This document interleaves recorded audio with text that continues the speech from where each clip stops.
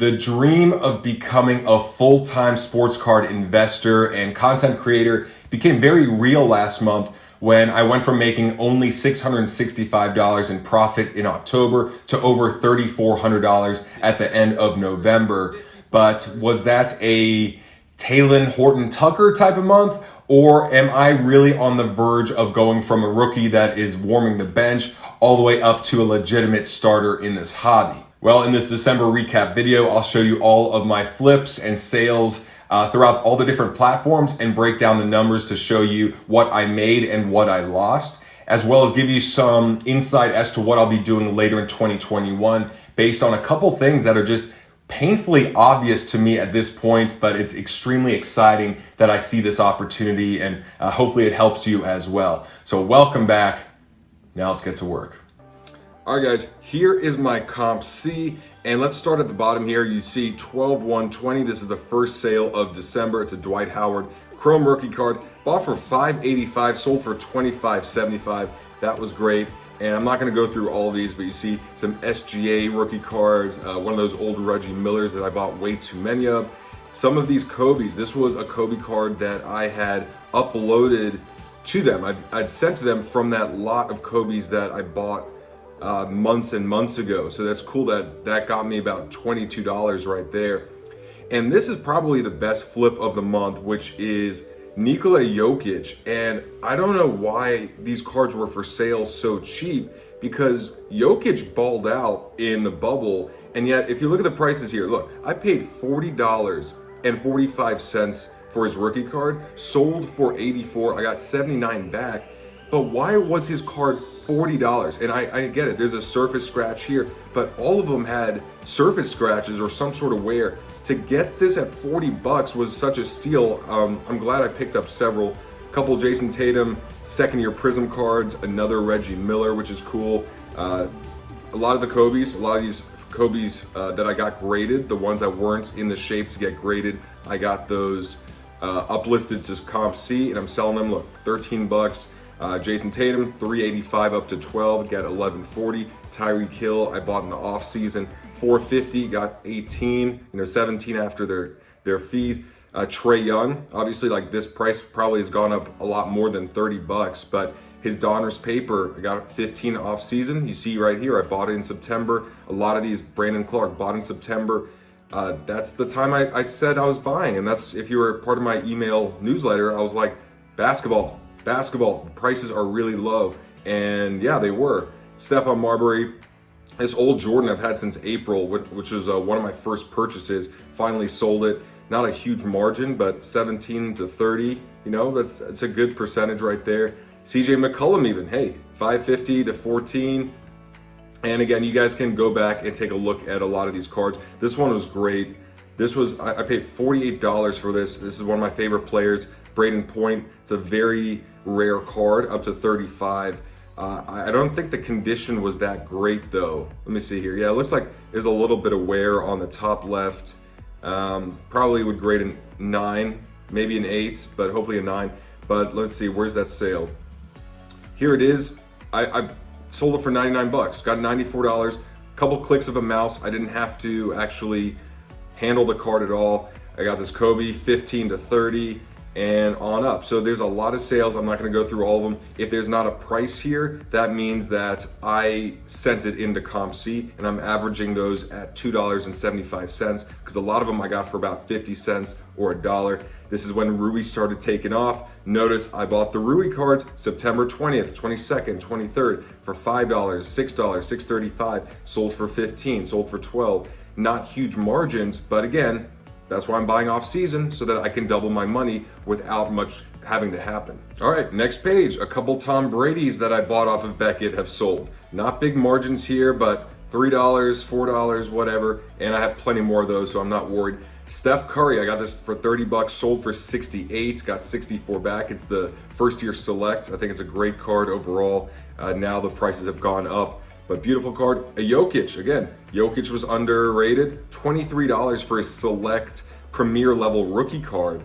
Sold for 46, which is still underpriced compared to how good he is. But you know what? I can't complain to go from 23 up to 46 in a matter of, look at this, 11.6. If you see here on the right, I bought this about a month and a half ago from recording, or maybe almost 2 months ago, but still, that's incredible. More rubies selling.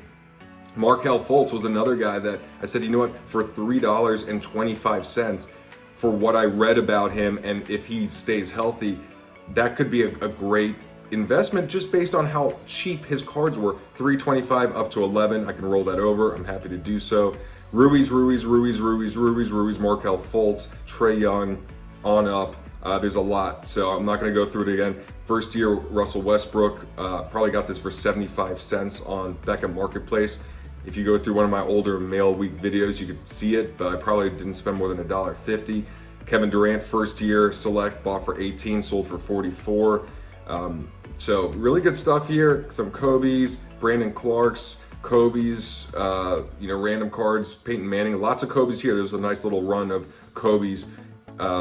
Last year in the league, 2015 to 2016 select. I really like this card, but got it, bought for 18, sold for 13, got 12, very low margin, but this next one here, bought for $3.50, so way less, sold for the same price, got $12.35 back. All the way up, more. You guys can go through this. Another Jordan Fleer card here, and then Kyrie Irving. All right, now we're getting closer to Christmas. It's the 22nd of December. Kyrie Irving, Kevin Durant. Now the Nets are looking good, and this Kevin Durant card I bought back in March sold for 43, bought for 7, got $40 back. That's great, but I know that that's not a price that I can really find nowadays. So that's just like an anomaly in a sense. Same as this one, $8 up to 49, got 46 back. Anything before July, August, I don't even consider, it's like amazing, but I can't consider that like a deal that I can get in the future. Dante DiVincenzo, he had a good first quarter of a game, so people wanted to buy his rookie cards. Go for it, that's fine. Maybe he does well this year, but you take that risk, not me. Another Trae Young. Kevin Durant first year optics, a couple of those sold, got for $1.50. First year optic in the Nets jersey, sold those. Lots of random cards, like this was sweet right here. This was from that box I broke open. Panini, the Captain Crunch, and look, it's in bad condition right here, crunch time.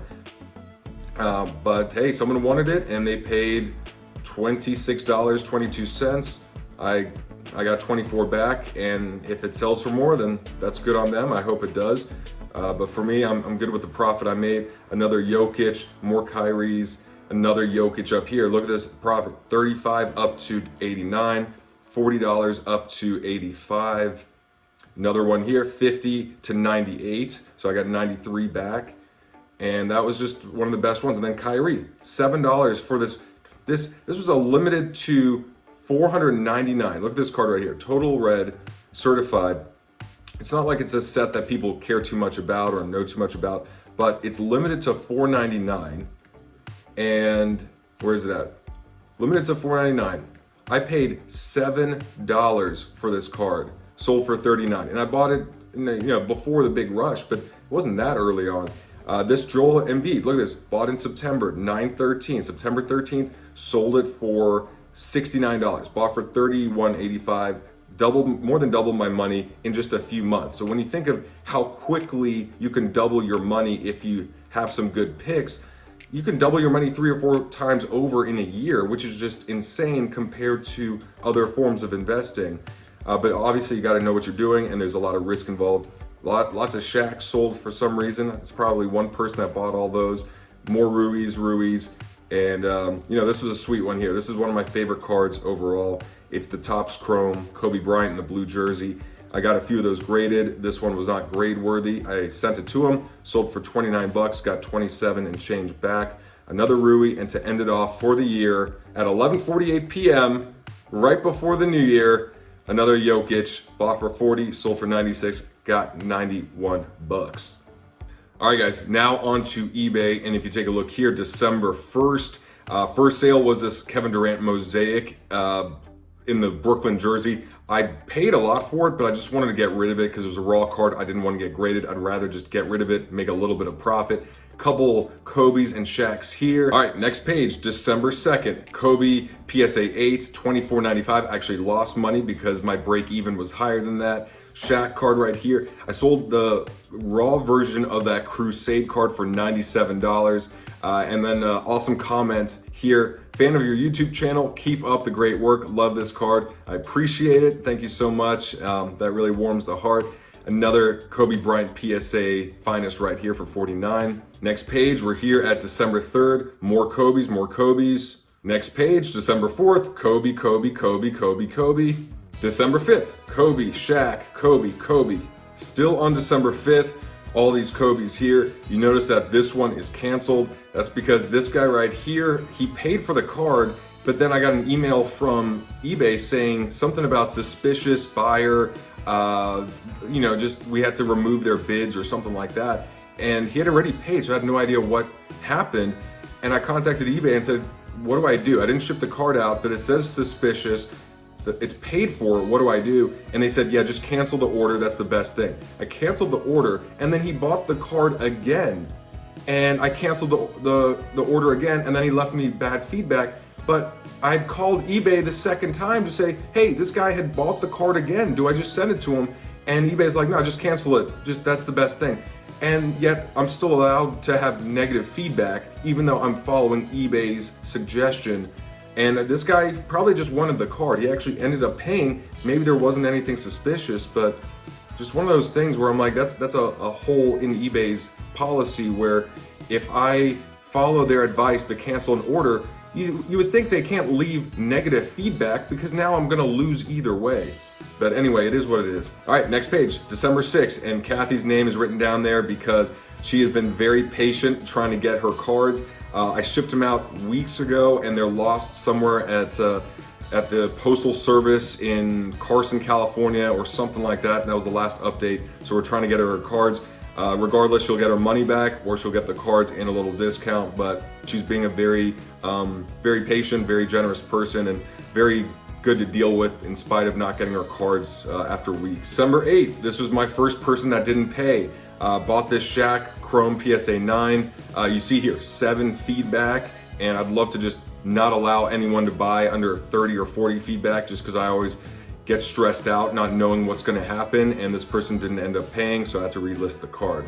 December 11th, we got another Kobe, and then this Peyton Manning BCCG 10 that I bought before I even knew about the different grading companies. I saw Beckett was written on the back of it. I thought that was good, not knowing that that was like their lower end grading. But either way, bought for 42, sold for 84, which is great. This Mike Evans blue refractor limited to 199. It's a beautiful card. Sold for 30 bucks. I paid, I don't know, I'll have to check, but that was a good sale right there. December 12th, man. This is just rolling right before Christmas. Kobe, Kobe, Kobe, Kobe, Kobe, Kobe. December 13th, Kobe, Kobe, Kobe, Kobe, Kobe, Kobe.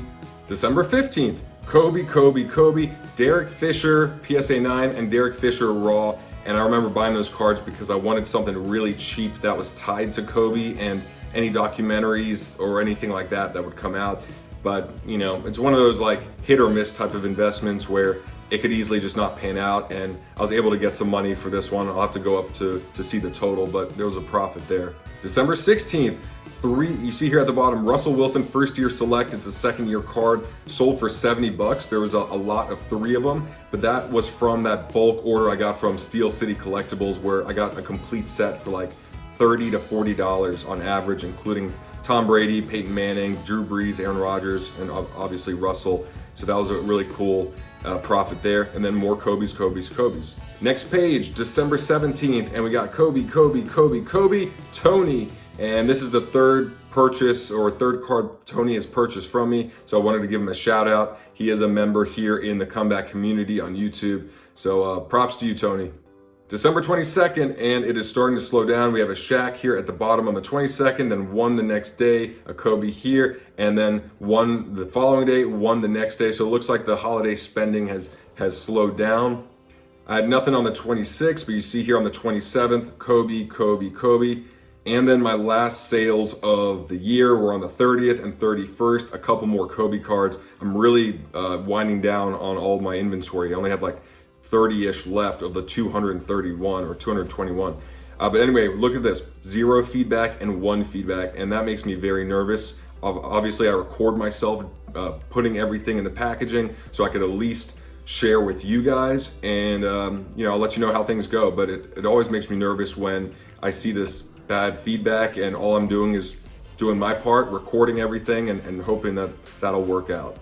Let's go over the profit, and what you see here are my sales on CompC. Take a look at the dates sold, and then we're gonna go down this list, the 31st, 20, 14, 12, 6, 4, 3, 2, 1. Okay, look at the left, 145. I actually had 144 sales, minus that top line, on CompC, which is the best month I've ever had on CompC. And if I go to the purchase price here, you'll see the purchase price total was $938. Let me make this a bit easier to read, and I completely screwed that up. Okay, there we go. The total I paid on CompC for these cards was $938. The cards that I uploaded, I average at $275 per card. There were 42 transactions of those cards. So the average I'm getting from all those Beckett orders that come in, I'm averaging how much I'm paying divided by those cards. Some cards are $8, some cards are 50 cents.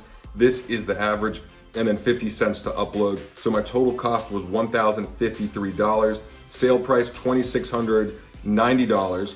And the CompC credit after they take their 5% fee, that's what I'm gonna get. That's the fee right there, 134 bucks.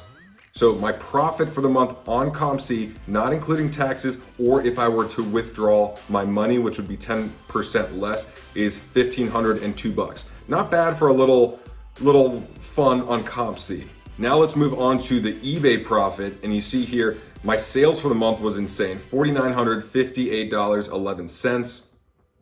Go down here, and $4,527 was from 72 of those Kobe, Shaq, Derek Fisher cards that I got graded. Now here is the average. Okay, this is important. Now the card I bought very cheap. Remember, these cards were from Beckett. These were from, pretty much Beckett in that one auction. I want to see if I can fit this all in here. $4.50 average per card, which was insane. Obviously, I made my mistake by getting them graded at a 25 per card level versus 10, but I also got the cards back quicker, which made me able to sell before holiday season, which is insane. Like, that's a great perk. $2 per card I added for the card saver, for shipping, when the shipping cost is $3.50, but I only charge $3, all that small stuff, tape, whatever. So $31.50 per card is what I'm averaging at the cost. And then, so you see here, times 72 cards that were sold, $22.68 is what I needed to pay, or that's what I needed to break even minus eBay fees. And now this was the sales minus the 13% eBay fees. I believe 13% is accurate based on their new payment methods and whatnot. Maybe it's 14, maybe it's 12, maybe it's 15. I don't think it's more than 15, but I really think 13 is accurate. Going down here, $3,938 in revenue, minus eBay fees, minus the cost of cards, is $1,670 of profit, not including taxes. Considering I thought I was gonna lose money on this whole submission because I didn't think I'd be able to get the prices that I'm getting, this is a huge victory that I can make $1,600 profit from these cards while I thought I made a fatal mistake. Now, the other $431 is in these sales right here. I had that Mosaic Silver Kevin Durant, the Crusade card, which only cost me 10 bucks. Like, that was the most I paid for one of these cards. I actually bought a few for 5 and for 8 bucks. The Peyton Manning right here, paid 44, got 40 back. Mike Evans, I paid 12 for. The Derek Fisher Finest Refractor, paid 18. So you see here, this is my profit, not much, but hey, 190 bucks is not a joke. But wait, there's more. I also sold a ton of cards to my friend Ari, who owns Break and Tire Auto Body Shop in Gardena. So if you are an LA local and you want to go to a great body shop, check out his place. He's an avid Kobe collector, and I sold him all of these cards last month. So $425 for 4 PSA 10s, $400 for 8 PSA 9s, $100 for a PSA 10, and then, I mean, we met 4 times at least, $560 for 13 PSA 9s, and that's 26 cards total for $14.85. The cost per card was $30, 0 fees. That is $780. $705 profit. So when I add the sales I got from Ari here, the profit there, the other eBay sales of $190, the Kobe eBay sales at $1670, and then my Comp C sales, this is my profit, not including taxes or withdrawing fees out of Comp C. Boom! $4,067.49. That is my new record high. But wait, there's more. I actually earned $842.13 on YouTube with their Google AdSense revenue from all those little ads that pop up. So I appreciate you all watching them because it does help me fuel the station and pay some bills so I can actually put effort into this. And shout out to Boris, the Hobby Box, for his magnificent beard, which definitely contributed about $30 to that number. But if you take a look here and I include it, we're talking $4,909.62 from all card related activities this month, which to me is pretty damn exciting. As you saw, December was one hell of a month. It was very exciting, but I know that I can't expect that to happen every month because a lot of things aligned. I had the inventory of cards. It was coming up before the next NBA season. I did have the right cards at the right time. And also there was holiday spending where people were buying cards for loved ones. They were, doing whatever else, but just a lot of businesses rely on November and December and actually lose money throughout the year. So, in business, it's just called Q4, and that's when a lot of money is being spent. And some businesses will lose money or just break even throughout the first 3 quarters of the year just in order to make their profits in that last couple months. And I kind of sense that's the way it was with basketball season coming up and holiday spending. So I don't expect this type of profit every month, but one thing that is really painfully obvious is just buying ahead of time and taking a more of a seasonal approach, kind of like, I've compared this to being a vendor selling fireworks in July or Halloween costumes in October, where if you could stock up in certain months and then you could sell everything within a given 3 to 6 week time frame, you can make a fortune, but it's not going to be as steady as every month make $3,000 profit, because that's not very likely when sports are so seasonal and income and spending is so seasonal as well. So knowing this, I'm definitely going to be more of a buyer in the next couple months, probably not selling too much except for whatever else I have in basketball. And then summertime, I expect to have another really big 2 or 3 months because I have about 500 cards at PSA. I'm hoping that they'll be back to me by June or July or by the National. And also I plan on going very heavily into football for the next upcoming season